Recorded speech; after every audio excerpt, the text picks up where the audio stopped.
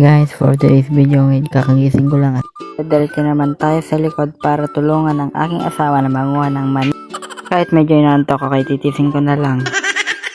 Eto na nga kami, nagbubunot na ng mani. At isinama nga namin ang kanyang kapatid at mga pamangkin sa pagbubunot ng mani. Para daw di tayo abutin ng dilim. Tong isang to pagod na daw kaya nakatayo na lang at ako naman ay tinatamad. Kaya inisa-isa ko na lang ang pagbubunot at pati nga naman mga bata ay sobrang kulit. Pero kahit makulit sila ay may naitutulong din sila sa amin. Kaya sinabi na nga ng aking asawa ng tama na napakakulit talaga ng auntie nyo. Bunot pa rin ng bunot. Ang ganda kasing bunutin guys, kasing lambot ng lupa katulad mo pagmumukha mo. Ay joke lang. Ito na nga, bunot pa rin ng bunot.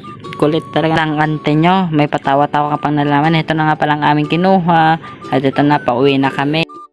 Fast forward ko na nga dito kasi medyo matagal-tagal ang pagpitas namin. Hanggang dito ba naman ay sinusundan tayo ng mga makukulit na mga bata. Ay nako tala, sakit sa ulo. O ayan guys, patapos na nga.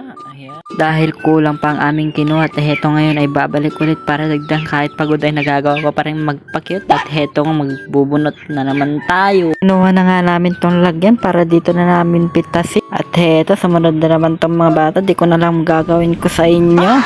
At talagang mapapasabak na naman tayo sa pagbubunot at pagpitas ng mani. At heto ay ipapakita ko sa inyo kung paano namin kunin. Kahit batay alam, kaya sobrang dali lang to mga guys. Ang galing! At heto na ang aming kinuha. Hanggang dito na lang guys. Bye bye!